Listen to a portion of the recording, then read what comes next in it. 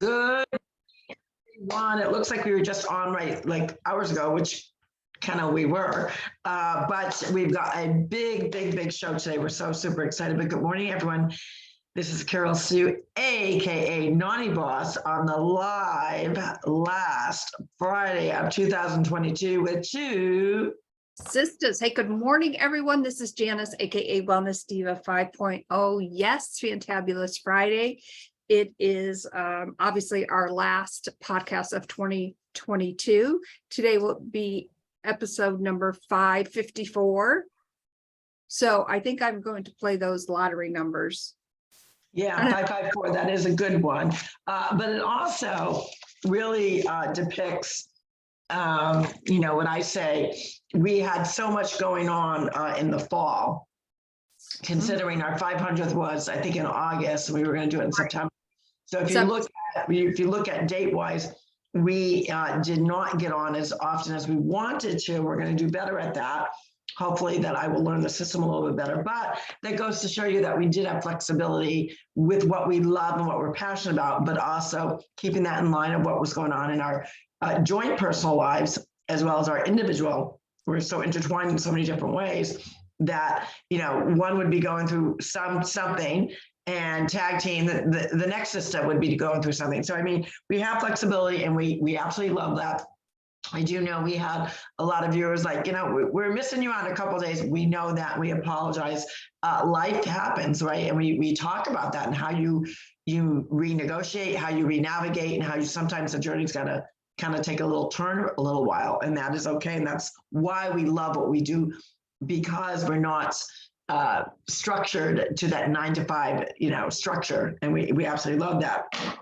But today is Fantabulous Friday, and we often, this is a day that we celebrate all our accomplishments, even the little bitsy ones from the previous week. But this, we're going to actually talk about really the whole year, encompassing the whole year in a very short segment, but we're going to do it. And I think, I think of different things that a lot of us overcome, and I think collectively, and I'm talking about collectively as a human body, a human space, that we can say that we overcome a big challenge was really the disruption and what we've obviously since learned from Elon Musk about how much control people were kind of under and maybe didn't quite understand by a certain narrative that we now know, is big G propaganda, big G control, which leads you to communism. And, what solidified that there's two things that solidified, things that common sense people already knew about their health and wellness. Those that stood up and said, no, I'm not going to take that particular first jab, had a mindset, had a journey that said, no, I'm not succumbing to the pressure of what, certain networks are telling me, the big G is telling me, all across the board. And when I say big G, I'm not specifically narrowing in on the current administration. They are part of it. They're a big part of it, but it goes way beyond that. So I think collectively, a lot of people learn that, number one. Number two, we learned about like that first jab was not necessarily, a lot of us said, no, we're not doing it. Sadly, some had to succumb to the demands of a communist ruler, meaning whoever was in charge of their corporation, hospital, whatever it may be. But in addition, some succumbed to the pressure of the media and the big G with the succession jabs. So I want to share something that I learned last night. It's actually a study that was done by Cleveland Clinic, and Cleveland Clinic is right here in Vero Beach, is one of them. And what it did was, I got to get to the right screenshot because I've got so many screenshots to share with all of you. If I can find it now, let's see. So here it is. So the first one said, Let's get to it. I apologize. It's coming. Here we go. So the first one says the risk of the virus also varied by the number of those that the vaccine doses previously received. So the higher number of vaccines previously received, the higher number of risks for getting the virus. That's number one. So the people that the higher percentage of those that were jabbed were also the higher percentages they got the virus. That's the first one. The second one, among 51,011 working age Cleveland Clinic employees. So they did this specifically with their employees. The COVID-19 vaccine booster was 30% effective in preventing infection, but also brought a higher rate of those getting the infection again.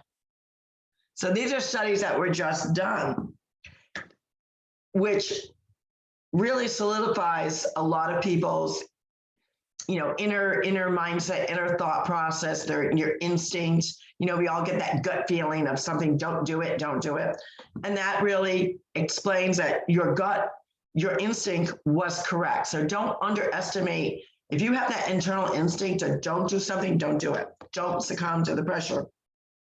Now, obviously, we are a health and wellness podcast. What do we chat about? We chat about all different things that impact our mind, our gut health, our physical, our fitness. So what do you think the Times released last night? So let me get to that one. And again, these are, they were just, I thought to myself, they're really pushing people to stay sick, in my mind.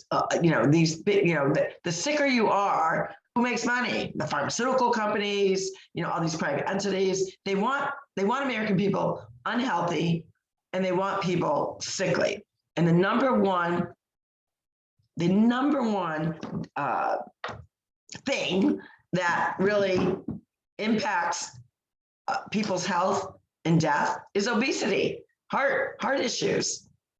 They're not addressing that. So this is from the good old times. This was released last night. And I had to go, oh, wow. P.S. I want to say that Gabby Telson's doing an excellent job. And I like her. I've always liked her because she's not afraid of calling her party out, which is no longer her party. But she's not afraid of doing that. And conservatives are like that. We call our party out. We call everybody out, but we also call our party out. It's not party or all. We don't have that mindset that liberals have. But anywho, so this is what the Time released. The white supremacist origins of exercise and 6 other surprising facts about the history of the U.S. and physical fitness. So that what they're saying is, let me get to the second tagline. Access was never totally equal. If you lived in a neighborhood that didn't have safe streets or streets that were not well lit, women were caught catcalled. So basically, their particular article is saying, and it's not particular. I mean, they're saying it, that fitness is really a white supremacist movement, that we're racist if we're involved with fitness, because it's a white fitness is only for white people. All right, I need to interject here. Yeah, hold on one second. I'm going to read it one more time.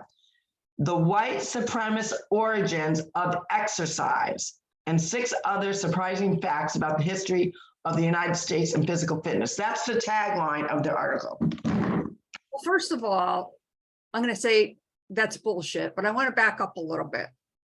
Everyone knows that listens to the podcast, family, friends, and even extended friends.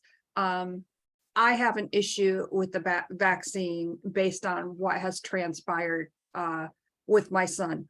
A mother knows.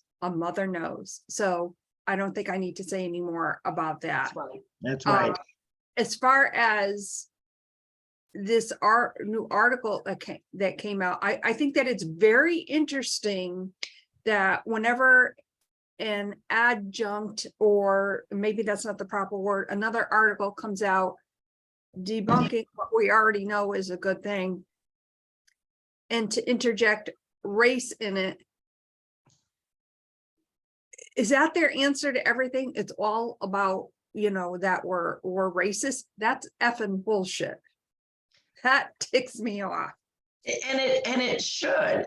We already know that obesity and heart disease is a number one killer. It is, or at least the top three. We'll give it that. There's cancer. There's obviously heart disease. There's all those things. To imply to the American public, I think the American public should be pissed off. Like, do you think I'm that stupid that fitness and exercise is racist? Are you out of your flipping mind?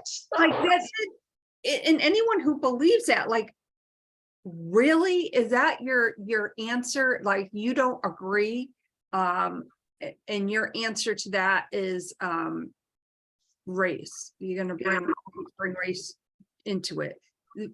And by the way, I was kind of checking, we know that there's a delay, and we have and it does the the words that we're saying and whatnot. And of course I was bleeped out when I said effing bullshit, which I'm sure it's going to bleep me out again. Bullshit. Let's be real here. Bull and shista, how about that? Oh my God.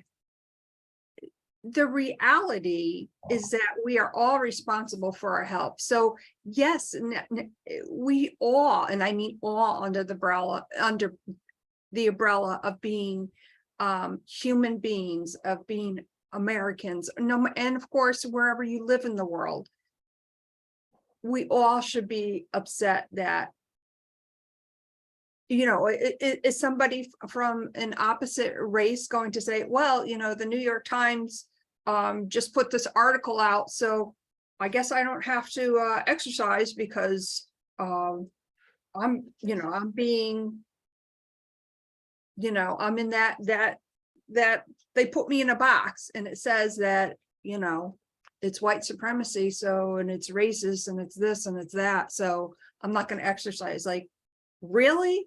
People are going to buy into that, and that's unfortunate. Well, that's the sad part, is there are a lot of stupid people in the United States and in the world. I mean, there's no other way to say it. You're stupid.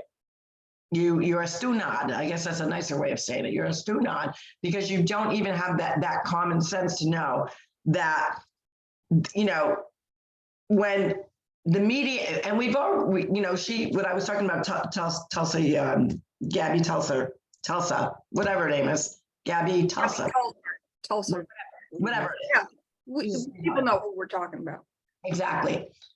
She talks about integrity matters, and it does. And we have been deceived. I actually did a live clip of her report last night because it was so impactful. Talking about, we've been lied to, America. We've been deceived, America, and from both sides. And her article really stemmed from the New York congressman, Republican who won, but now they're finding that, his resume, there was fibs in it. Embellished. Pardon me? It's embellished. Embellished lies, however you want to call it. A lot of people do it. And his argument was, and I understood where he was coming from, doesn't make it right. A lie is a lie. We do have a comment, and I'm sorry. Was it Gabby? No, we do have a comment on Facebook. And the person, and if I have you, I'm assuming it's okay for me to say your name, but I'm going to politely ask you if it's okay I say your name, but I'll read the comment.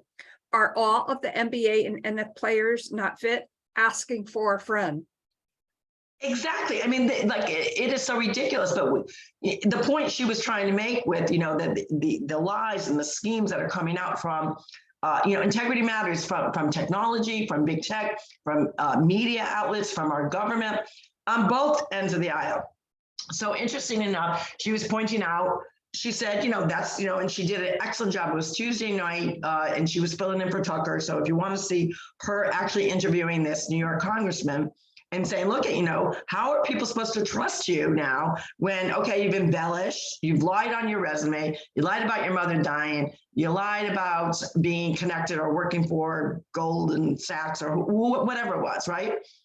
And obviously he was on the defense mode. So I get that, human, we're faltered. We are not perfect. And he did bring out some good points. However, it doesn't make it right. So personally, I think he should resign. However, what she also did a great job with is talking about these, media outlets putting out false, ridiculous information, as well as pointing out how many people in Big G, not specifically, but including and not inclusive of the current administration, have lied to us. And when does America say no more? We're tired of being lied to. We're tired of propaganda that's being pushed on us, from our mindset to our health and wellness, to our well-being with our children, to these vaccines, that there's not enough information. And now there are studies that prove it. She went into, Cleveland Clinic, by the way, also did a thing on the masks, because I went through something this week regarding masks, and proving that the science doesn't support it. So at some point, regardless of your political ideologies, you have to say, who's screwing who? Who's fooling who? We are being lied to. And she was declaring that we have to do better as Americans to say, we're not going to take this anymore. We're not going to be continually lied to or fed these stupid remarks about, now fitness is, racist. It's absurd and it needs to stop. And how do you, we've been dealing with this for so many years, and now we're at the cusp of ending one year, when you have this constant rhetoric pushing people, stressing people out. And what I say is, let's look at 2022 and have some resolve. Because if you bring in the baggage from the year past into the year forward, you're never going to move forward, right? So we have to have some resolve and just understand that blanketly across either side of the aisle, blanketly from the current administration to the deep doo-doo that's way below the puppets that are currently occupying the White House, that Americans are just not going to be lied to anymore. We're not going to accept being constantly deceptive ideas, deceptive narratives when they're not truthful. And at the end of her program, she brought on this other gentleman, and he said, Republicans are not going to save America. And actually he didn't say Republicans, he said Democrats are not going to save America. Politics is not going to save America. Our health and wellness, our mindset, how we feel. God, we have to get back to beliefs, regardless of what your beliefs are, of faith, of fearing God. I mean, our country was based on that. And you feared God because you knew lying was a sin. And these continually little sins and big sins, embellishments, they're still lies. And it needs to stop. Americans have to say, no, we want better for our future. We want information, but we want real information. We don't want a narrative spun on it. And this last thing from Times for 2022, just see the cake on that, because it is so outrageous. And if you say to yourself, that is so ridiculous, then you better really get resolve on all the other garbage that's been fed to you over 2022. Get some resolve and say, you know what, as Americans, we're going to unite. We're not going to be lied to. We're going to, do our own research. We're going to be proactive in our own health and wellness, and understand that there's a lot of shista that we cannot control. We can't control the narrative of the government. We can't control the narrative of the current administration. We can't control the narrative of Republicans, Democrats, Independents. We can't. But what we can control is how we are going to let that impact our well-being. And at some point you have to say no more. And when you get to that resolve, guess what? You don't need to do a resolution in 2023. You're going to look for solutions. You're going to look for things that are going to get you to where you want to go. And you're going to block the noise. block the noise. 2023 is the year of solutions. And as a sidebar, yes, I am still having a bad hair day, and I am multitasking. I just, if you see me looking around, I'm just monitoring. I'm in the process of uploading last night's podcast. So that was a good one too. Yeah. That one too. So what, like, I gave an earful, what do you, obviously I know you're feeling on the whole the fitness thing, which is probably one of the most stupid headlines I've seen ever. That should win one of the Stu Not Awards. I think so. I think we're gonna have to start implementing Stu Not Awards. Yeah, I think we should do it on a weekly basis because there are just so many Stu Not issues. And then we can record them. And then at the end of, next year, when we come to the end of 2023, we can have the, TwoSistas Stu Not Awards, because it's ridiculous. I mean, so much has been going on with, going backwards. And I think they're trying to push us to go backwards. And a perfect example was I went for my yearly mammogram, and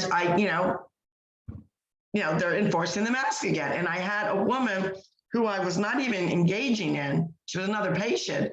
And when I tell you it was like a demon voice coming out of her gut. And I was simply asking the question to the manager, who was also a Stu Nod. No customer service. If I'm, going to your doctor is someone you're doing business with, people. And you have the right to ask questions. You have the right to say, you know what, I'm not really sure about this. Who's in charge? Who owns this? Or, I want to get in touch with them. I want to have a conversation with them. And I asked very calmly who I could speak to about this whole mask thing. And I said, obviously, I can't speak to somebody right now. I know, and I even extended the olive branch. I know you're all doing your job. You're only doing what you're told to do.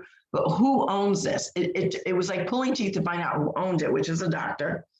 But they claimed he had no business email. So I'll get to the bottom of that. But in the meantime, I have this crazy lunatic behind me who comes out with this very demon-like voice. And it was like from her gut. It was really horsey. She called me a moronic,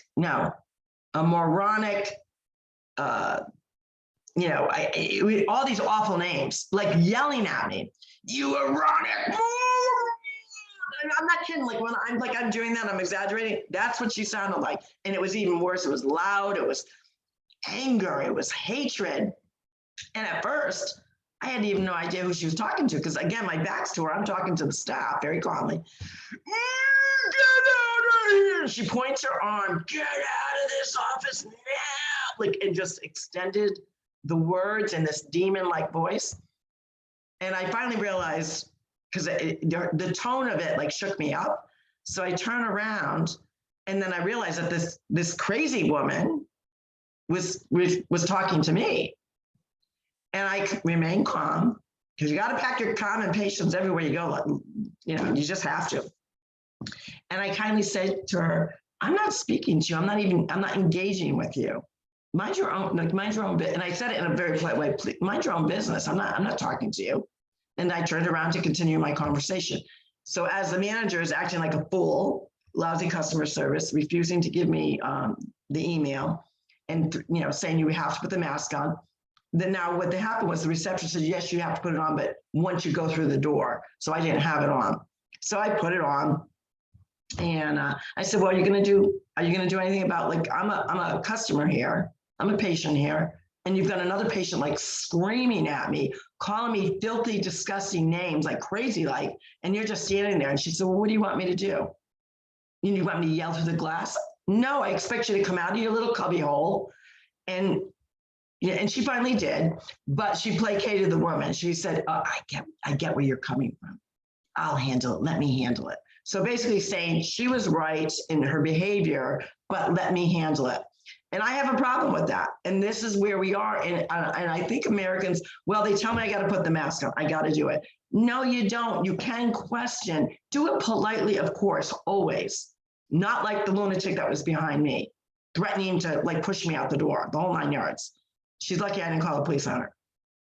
But what I'm saying is, we are in a society now where we're being fed a constant narrative of fear, of unhealthy values, of unhealthy behavior. And we have a right as patients, as citizens, when we are partnering with our health provider to ask questions. There's nothing wrong with that. And I think we're so there's so much anger out there when people just even ask questions. When you ask questions, you may not always get the answers you want, but at least maybe you're more educated, or you learn something, or hopefully come out, okay, I understand it better, or okay, I'm not satisfied, I need to contact someone else. And somehow that perspective is supposedly taboo now. And I say it's about time that Americans take back their liberties, take back their rights, do it politely, but do not take that kind of behavior and not address it. You don't have to get into a fist fight with, and the woman was older, obese. Now, I could have easily said, you know, again, that one of the #1 killers is heart disease, and look at you, way overweight. She did take the mask off to yell and scream at me. So apparently COVID was not in that little area for 2 seconds when she put her mask back on. Like, it's ridiculous. It's not common sense. And so how do you have resolve over that? You accept that people are crazy, because they are, and know that you're not going to change their mind. It's not your job to change their mind, but it's also your right to stand up for yourself. Absolutely. And we had just want to go back to the Stunad issue. Someone said a Stunad wall of fame. I love that. So we should have a Stunad segment. Yes, we will definitely do that. So thank you. I want to go back to the original question. How I feel about all that. Yes, we all know how I feel. Yes, it's a very sensitive subject for me. Again, a mother knows what a mother knows. But with that being said, I look at the past, some people may or may not know, my son was hospitalized 12 times, 12, that's a dozen times within a 15-month period. Granted, one of those times was when he broke his leg, but still had to be hospitalized because of the myocarditis and because of his condition. So yes, I have a lot to say about it. But the one thing that I'm reflecting through my son's experience is that, yes, it is okay to ask those questions. Had I not pushed on some questions, certain things would have not happened. You have to be respectful, but you have to be firm. And, you know, for anyone out there that is like, oh my God, you know, and I think, you know, a lot of our friends that look at me and they look at you, like, I'm more the quiet one. Yes, I can be very boisterous. And it may take me. Don't let her fool you. She could be. We all know that. Yeah, I know you rasped me. It's okay. And I deserve it. Sure. But it may take me a little longer. Like, I have to observe. I have to take it in. I have to absorb it. And when I was in a situation, one of the times when I was in Philly, and I was getting some information, and I'm kind of like taking it in, I'm absorbing it. And the question that I asked wasn't being addressed. So they said their spiel, and I very calmly, and maybe a little softer than I normally would, because I didn't want to be rah. Right. And I asked, what part of my question did you not understand? Because unfortunately you did not answer it.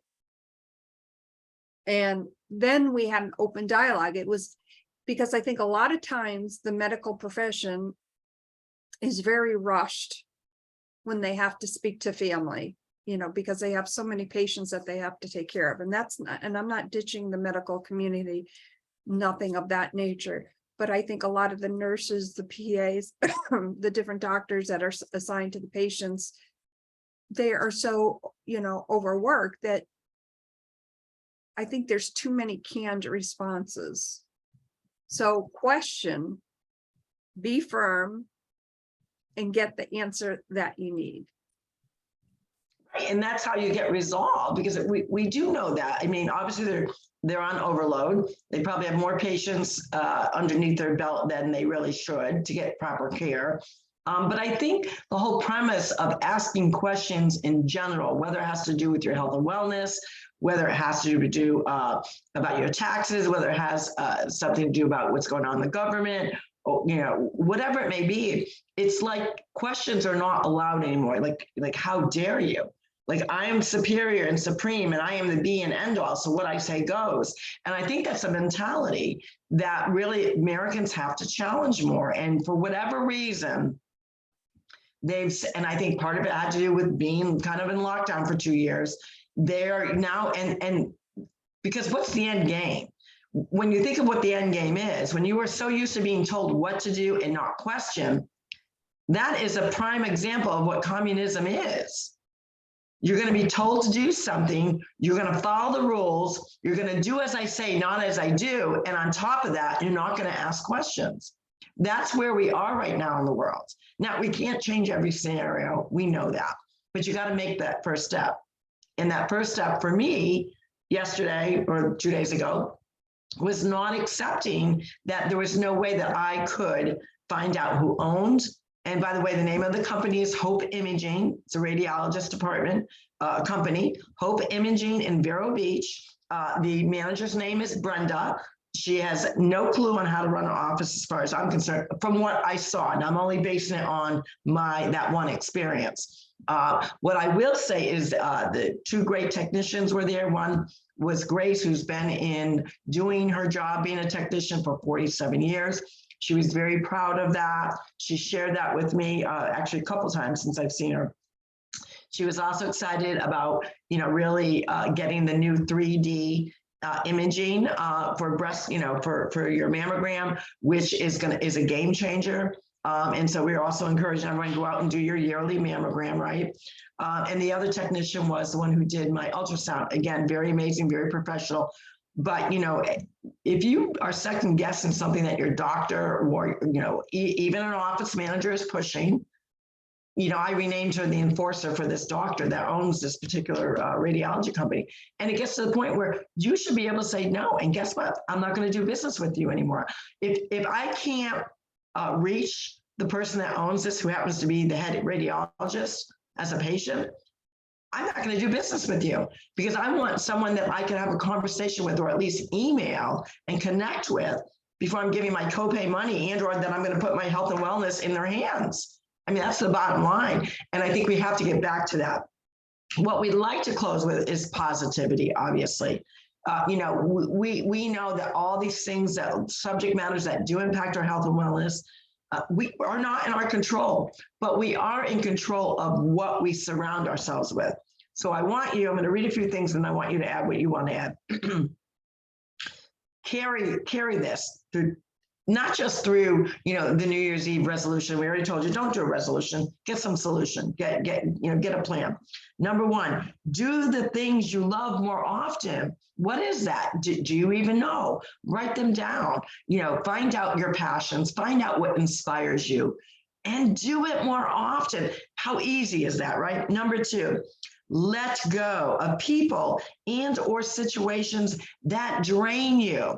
So for you, if you get stressed out when you're watching the news and you're hearing what Big G is doing, turn the news off. Stay informed on your time. Or if you've got that family member or friend that drives you insane and stresses you out, and they're not adding value, pause them. Or say, you know what, no more. I'm not going to do that. Number three, sometimes you need to get uncomfortable to get comfortable. Now, as pastor as I am, it's not always comfortable for me to even, ask some of those questions. You kind of feel like, okay, I'm out of my element a little bit. So even the most postured get uncomfortable. I do.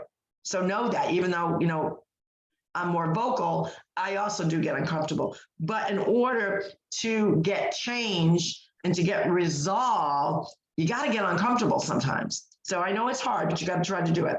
The next one, wherever your attention goes, your energy flows. So if you're with people that are passionate and excited and happy and want to help you get through those hurdles in life, get you through the hurdles of your health and wellness, maybe want to ease your spirit a little bit, maybe you just need some laughter, hang around, surround yourself with those kinds of people. You're going to feel better.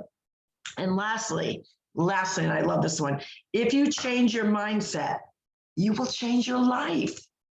When you understand that I am not in control of all this kookiness that's going on right now. It's infiltrating my mind and I'm going a little cuckoo. I get it. But you got to change your mindset and validate that these things are coming at you. And sometimes you can't avoid it. But if you pack that kindness, if you pack that patience, and if you practice positive mindset, even if you've got to do some tools to help you get that mindset, and that's what we're here for, just do it. Jan, what do you got for going into 2023 or coming out of Q2? Well, this is one of my favorite quotes or, things that I often look at to remind me. So I will just read it to everyone. Everything happens on a mental level before it manifests on the physical level. This is why it's so important to get your mindset right. You have to believe in yourself, no matter what the external circumstances are. Strengthen your vision and have hope that things can get better. I just love that. Oh, I love that too. I mean, and hope is a key piece to all of this. You have to have hope, because if we don't have hope, we might as well just all pack it up, and we don't want to pack it up. We got too much living to do, too much loving to do, too much excitement and happiness and sharing our experiences and sharing this thing we call our life journey. It has been such a great year full of tears, laughter, hardships, good times, bad times, frustrating times. But at the end of the day, we're in this journey we call life together. And it is our pleasure to be able to connect with all of you and really just openly, not so stiff, like some podcasts are stiff, we just let it flow. And that's one thing, don't you think we're most proud about? Very proud of that. And as maybe uncomfortable as some of the topics can be, it really does affect your overall wellness. But what we want to leave you with is the question. Go to our website, leave us a voicemail. Let us know about your 2022. Let us know what you want for 2023. What's in your line of vision? My name is Janice, aka Wellness Diva 5.0, and I am with TwoSistas, and this is Carol Sue, aka Naughty Boss. We wish all of our viewers from, globally, a happy new year, a safe New Year's Eve, always safety first, don't drink and drive. We always talk about that as well. And go with 2023 with full intention that you've resolved. You're leaving the baggage back in 2022, not like the baggage with Southwest Airlines, by the way, but just leave that junky baggage behind and know that you're going to get resolve with 2022, which is going to ignite you for solutions, hope, kindness, patience, and all good things for 2023. We will see you on Monday, January 2nd. 2023, we're almost there, guys. You have a great weekend. Blessings. God bless you all. Thank you so much for joining TwoSistas and being a part of our podcast. Take care. Bye for now.